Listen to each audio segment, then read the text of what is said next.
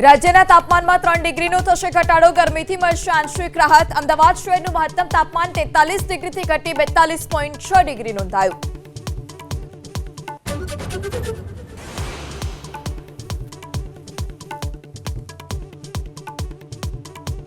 નવસારીમાં આરટીઆઈ હેઠળ સમયસર માહિતી ન અપાતા પાલિકાના નિવૃત્ત અધિકારી વિનોદ ડાભીને 10,000નો ફટકારાયો દંડ। બંગાળમાં બીજા તબક્કાનું ઐતિહાસિક મતદાન, 92%થી વધારે લોકમત। પૂર્વ વર્તમાનમાં સૌથી વધુ, દક્ષિણ કોલકાતામાં સૌથી ઓછું મતદાન।